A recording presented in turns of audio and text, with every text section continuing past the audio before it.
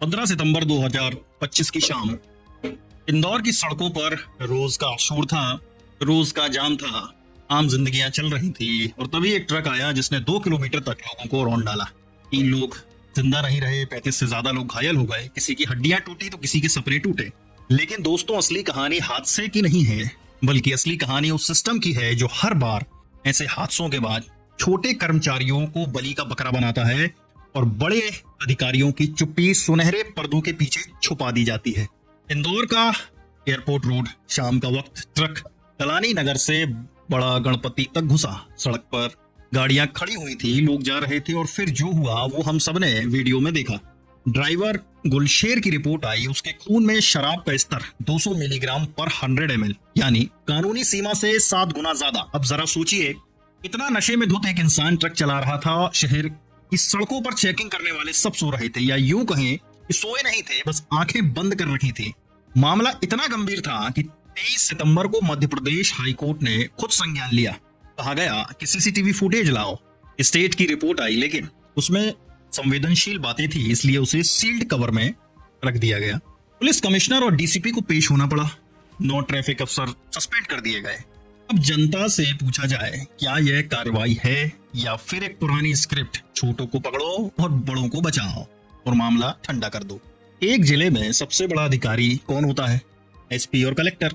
तो क्या हम मान लें कि एसपी और कलेक्टर को जरा भी भनक नहीं होती कि सड़कों पर आखिर चल क्या रहा है? तो भाई साहब, जनता को धोखा मत दो, ये चूरन मत दो जनता को। आम आदमी को भी पता है कि कौन सी सड़क पर कौन से ट्रक ओवरलोड जा रहे हैं।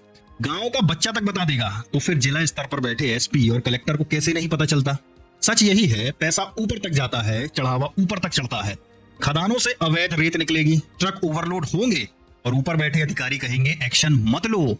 अगर सड़क पर खड़ा कर्मचारी ईमानदारी से नौकरी करना चाहे भी, अगर वो इनका चालान काटना चाहे भी, तो ऊपर से फोन आ जाता है कि इनको टच मत करो। यानी नियम कानून सिर्फ गरीबों के लिए है। बड़ा आदमी ओवरलोडिंग करेगा, अवैध खनन करेगा, उसका ट्रक लोगों को कुचल देगा और कार्रवाई होगी छोटे स्तर के कांस्टेबल और कर्मचारियों पर। यह वही सिस्टम है जो कहता है गरीब अगर बिना हेलमेट के पकड़ा गया तो उस बेचारे का चालान काटा जाएगा, लेकिन अगर ट्रक ओवरलोडेड भी पकड़ा गया और उसके पीछे खदान माफिया या किसी मंत्री मिनिस्टर का हाथ है, तो फोन आता है कि छोड़ दो, यह सिस्टम नहीं, यह संगठित लूट है, यह पुलिसिंग नहीं, यह प्रोटेक्शन रैकेट है और यह कानून नहीं, यह चढ़ावे की दुकान है। तो दोस्तों, ड्राइवर तो ट्रक को चलो शराब पीकर चला रहा था, लेकिन अफसर होश में रहकर भी अंधे हो गए। यह देश गरीब का चालान काटता है, लेकिन अमीर का चालान कॉल से ही माफ कर दिया जाता है। ये एसपी कलेक्टर की गाड़ी हमेशा रुकवानी होती है, सलामी लेनी होती है इनको, लेकिन ओवरलोड ट्रक पर इनकी भी नजर नहीं पड़ती।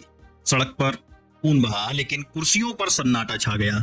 गरीब पकड़ा गया, लेकिन अमीर का फोन आ गया। जब तक ऊपर की चुप्पी नहीं टूटेगी, इंसाफ अधूरा ही रहेगा। यह देश गरीब पर भारी और अमीर पर हल्का ही रहेगा।